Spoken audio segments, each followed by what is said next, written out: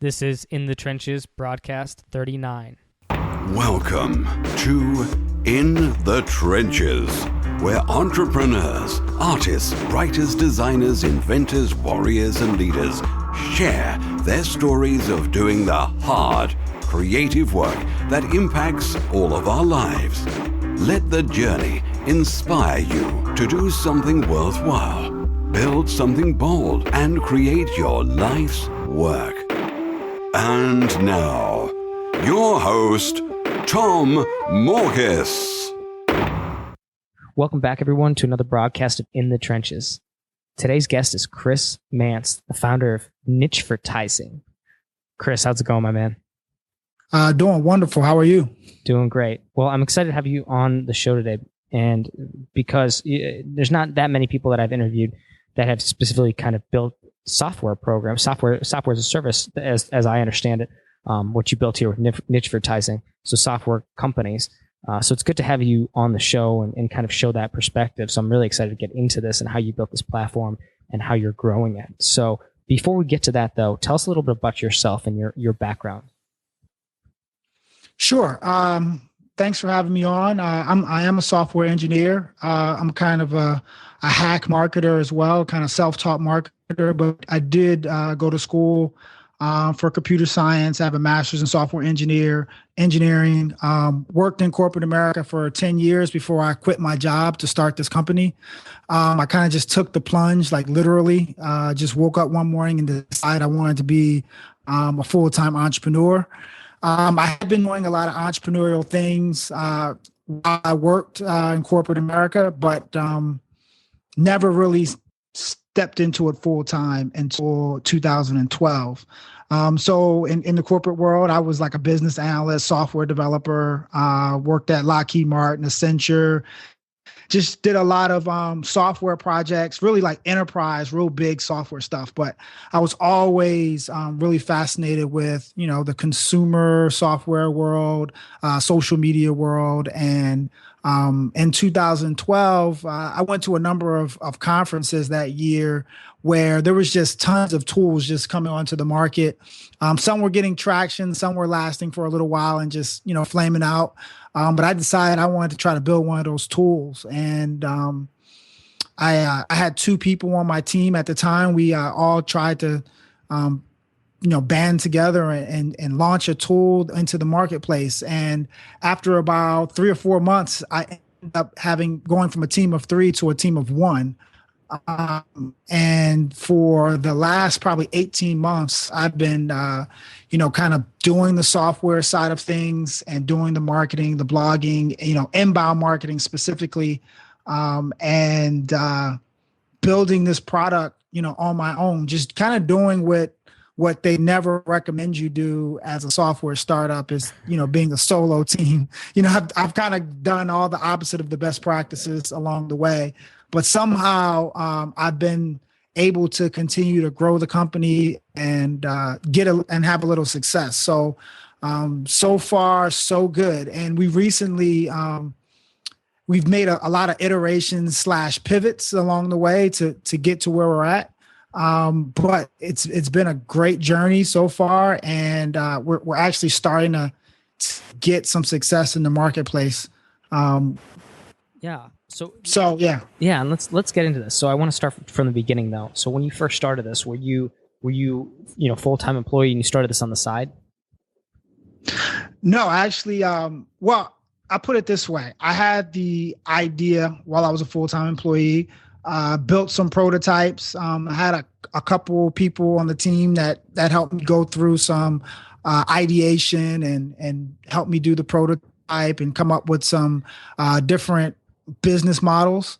And I within about 2 or 3 months of just playing around with it, I decided to quit my job. So I took a big risk. I wouldn't recommend it to anybody else, but I quit very early on in this process, started full time. Okay. And then, so since you quit, how long has this thing been live? So has it been over a year? Yeah. So it's kind of been iterative process. So when we first launched, we launched it in 2000 and late 2012. I had a working prototype out, but it was targeting a totally different market than what I'm targeting now. I was actually doing like more or less cooperative marketing or co-marketing for nonprofits.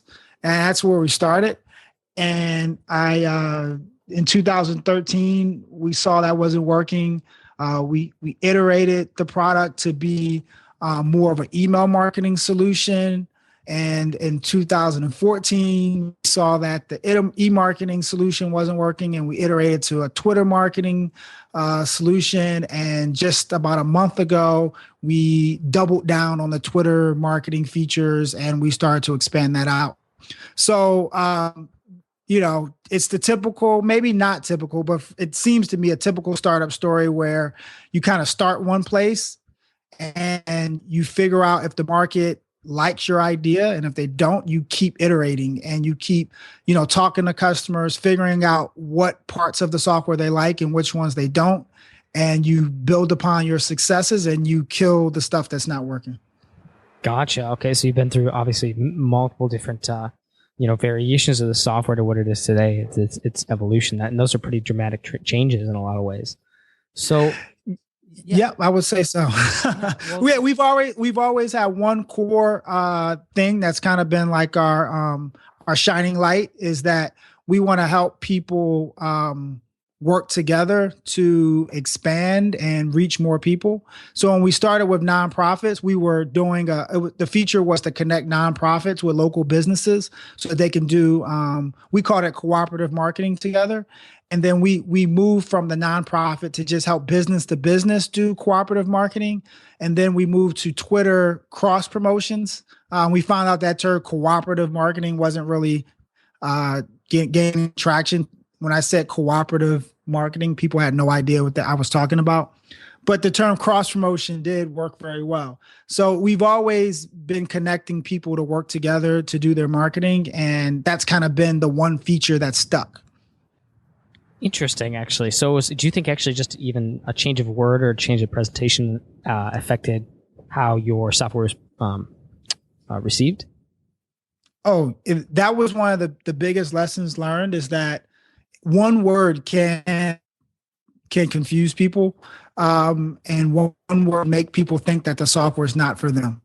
So yeah, a lot of times when we did an iteration or a pivot, some people may call it pivot, it wasn't actually that we pivoted the features or the software itself. We pivoted the wording on the website, where we did something dramatic. Instead of saying the software was for nonprofits, we said it was for, business to business or B2B software, or we pivoted from the word cooperative to the word cross promotion. So a lot of stuff like that, we saw dramatic shifts and conversions.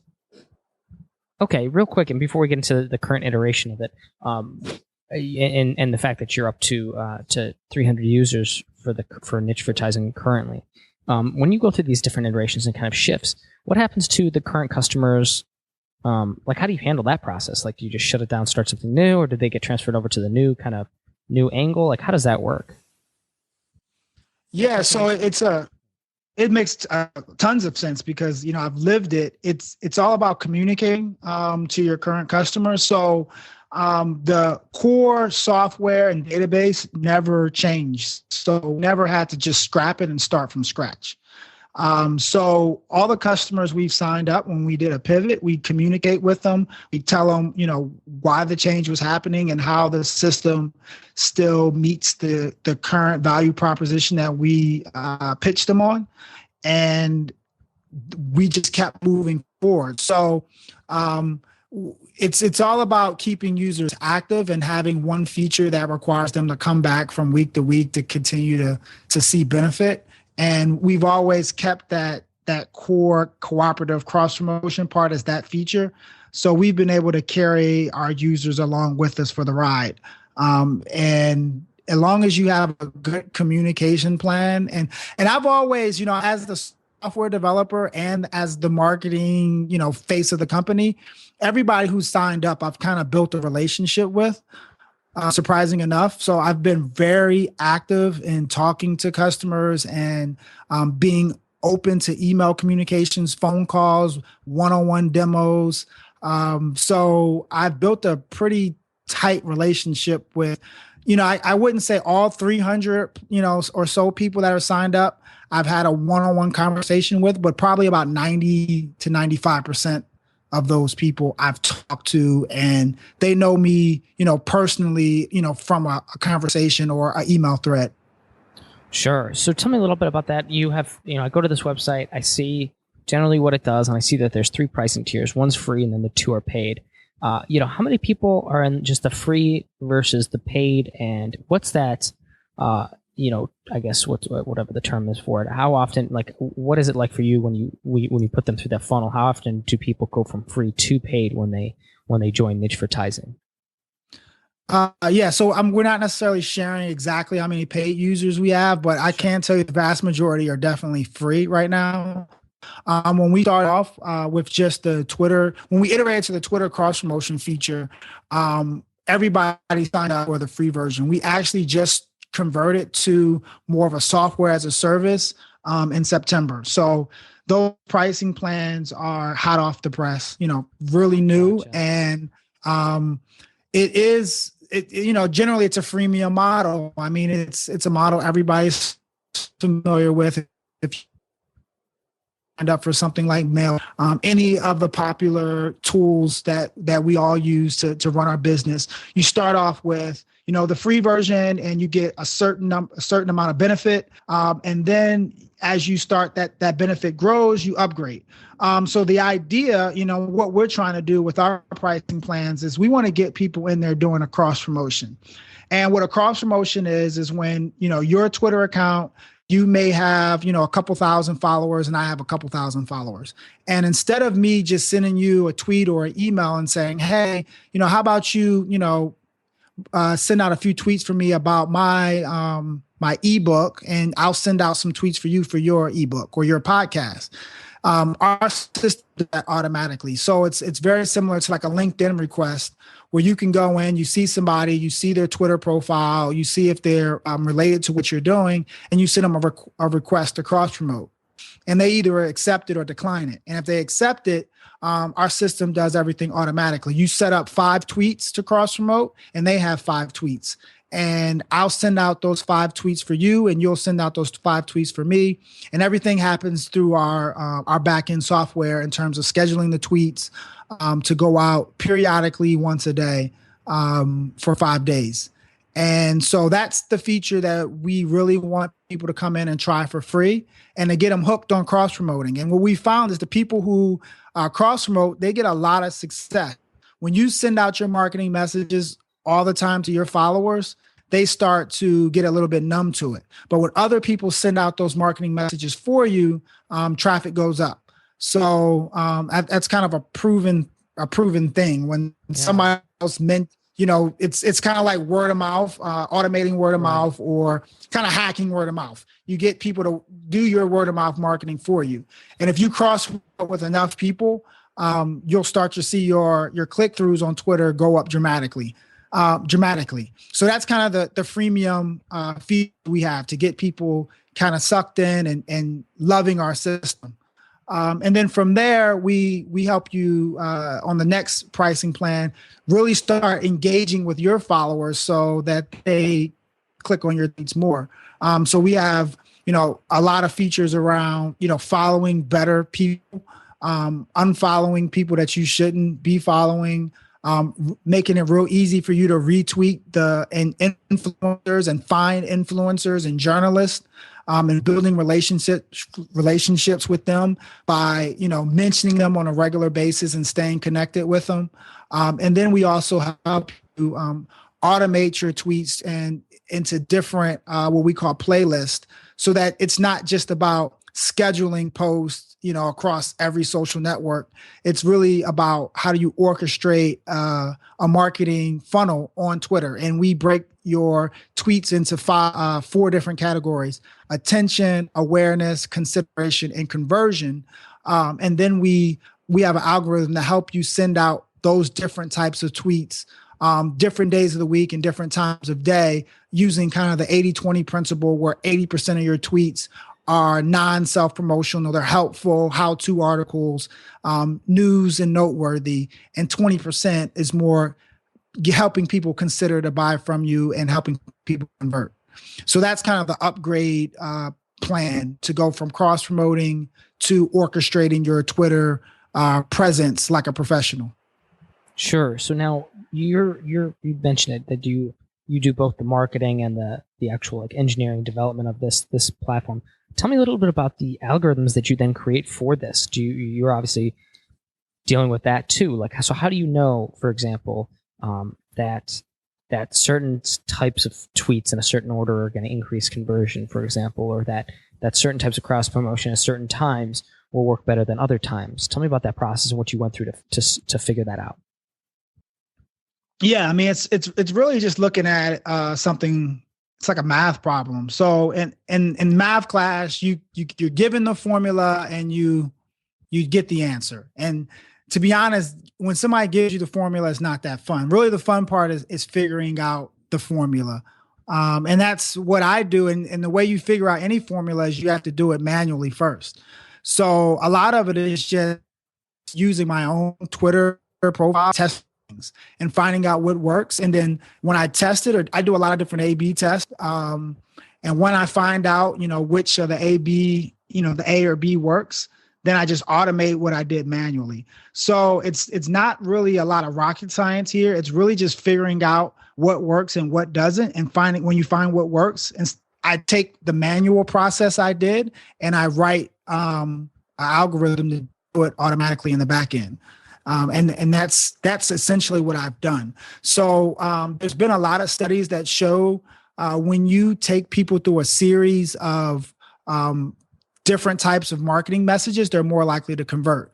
And when I say series, I mean, first you make people aware of that you're interested, or that you are like them, that you care about the same things as them. And that's really, as a marketing person, for me, what I do is I share stuff from that maybe HubSpot writes, or Copyblogger, and different people like that. I share my own blog posts, how to do this, how to do that, 10 steps to this, 10 steps to that. I share news, maybe, the latest,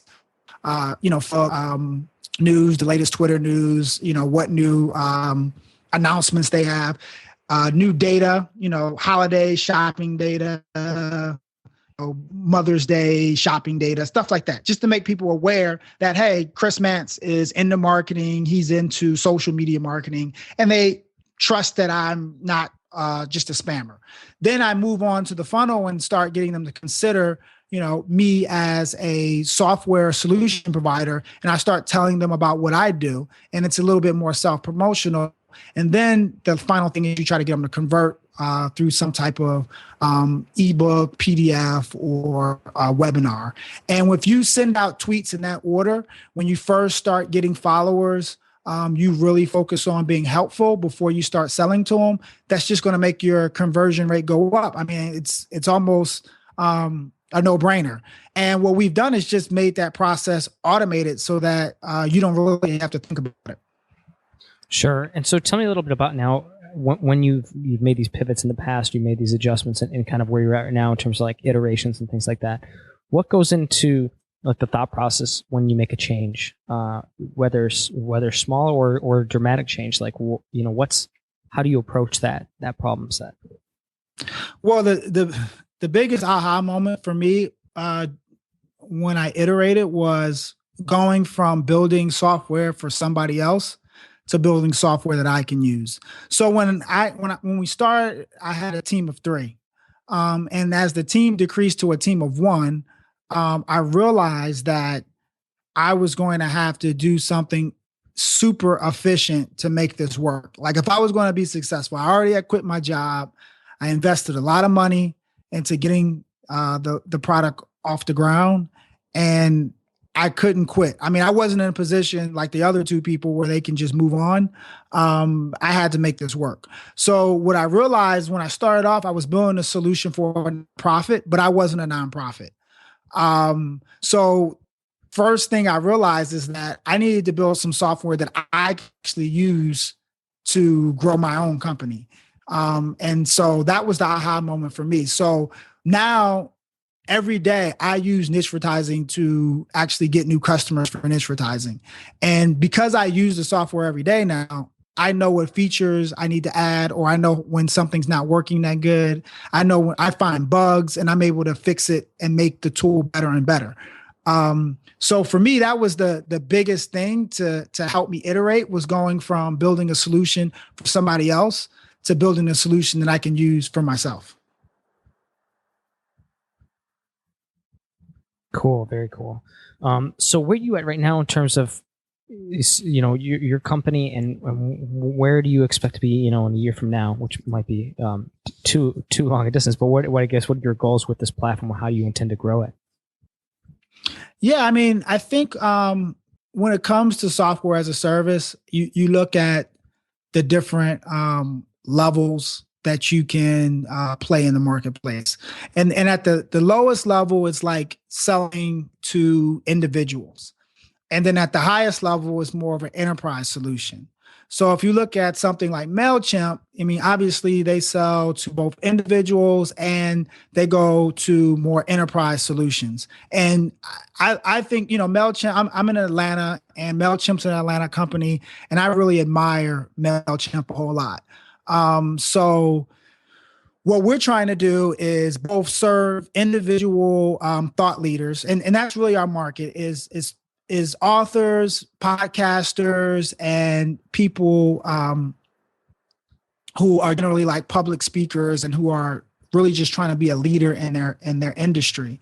And we want to move from just serving those people as individuals to serving the people who serve them. And that's agencies and publishers. So, our big push right now is to have an enterprise solution that allows agencies and publishers to provide this software to their customers, so that we can be a little bit more efficient in how we sell and how we grow. So right now, the 300 people using our system, they're all individuals. And so our big push, and I say it's really me. I do have a couple part-time people who I pay to help me out. But, really, it's at the end of the day, it's me. So when I say kind of take it with a grain of salt. But the big push is to get a few publishers to validate that hypothesis that we have, that a publisher or agency can help their authors, their public speakers grow their brand and their presence by using our software. Awesome. Good stuff. Well, on that, let's segue to how people can reach out to you, connect with you, because I think actually some of our audience might be interested in this platform you built. Yeah, I mean, social media is a beautiful thing, but I've found that Twitter is the best platform for me. And I think for thought leaders in general. So I would say connect with me on Twitter. I'm at Chris Mance, and at Nichevertising. And that's going to be the best place to engage with me. I'm literally on Twitter every single day, engaging with people, not just trying to sell Nichevertising. I try to retweet 40 to 50 people a week. I mean, my goal on Twitter is to retweet the best content I can find, not just blast out content. So if you follow me, I'll definitely engage with you, retweet you, and shout you out as much as I can. Awesome. I think I'll be following you right now. Chris, man, thank you so much. This is great. Great conversation. I'm really excited for your software as a service company and where it's going and what you've already built. So thank you so much for sharing all that with our audience. Absolutely, man. Thank you for having me on. And that wraps up another broadcast of In the Trenches. If you're interested in checking out the show notes, just head over to tomworkus.com/podcast to see our latest episodes. Also, I just wanted to give a quick update to fans and listeners of In the Trenches, and specifically what I'm working on right now. For the past 2 years, I've been publishing books, my own and others, through Insurgent Publishing, my boutique publishing company. In the past 6 months alone, I've helped 4 individual authors launch their books to bestseller on Amazon, including Dan Norris's The 7-Day Startup and David Nihill's Do You Talk Funny, among others. And both of those books are still top of the charts months after launch. I've learned 2 important things from all this. Number 1, that people still read books. And believe it or not, they're willing to pay for the good ones. And number 2, the $60 billion book industry is only getting bigger, and the barrier to entry is only getting lower, which means access to this market has never been closer to the average writer, blogger, or author. It is literally within the grasp of anyone who wants it. But you need to know how to approach it the right way, with patience, with a strategy, and with the right implementation and execution. That's why I've been able to launch so many bestsellers, many that are still top of the charts, because we brought great books to the people who wanted and would pay for them. No slimy sales tactics, just honest, powerful marketing. Now, I want to show other authors and publishers how to do the same. 4 months ago, I launched the pre-beta to a new super secret platform called Publishers Empire. In that time, I've helped a dozen authors and publishers start to bring their ideas to life. And with their help and feedback, we've quickly developed what is, in my opinion, the best, most comprehensive publishing training platform in the world. And now I'm getting ready to open the doors up to a few more students. So if you're interested in being part of a tight-knit family of publishers who help and support one another through their writing and publishing projects, if you want access to over 100 HT training videos to take you through the writing and publishing process, if you want access to proven copy and paste book marketing and sales copy, stuff that we've used to launch bestsellers, and if you'd like professional book covers and templates you could plug your own work into and look like a pro in minutes, and if you'd like all of that while getting the chance to be mentored by me, check out publishersempire.com and sign up to be notified when we launch. That's www.publishersempire.com. I hope to see you there. As always, this is Tom Morkis. If you're listening to this, you are the resistance. Thank you for listening to In the Trenches. Your creative work doesn't stop here. Join the resistance, the small but growing army of entrepreneurs and artists putting a dent in the world at www.tommorkis.com. Never fight alone. Join the resistance.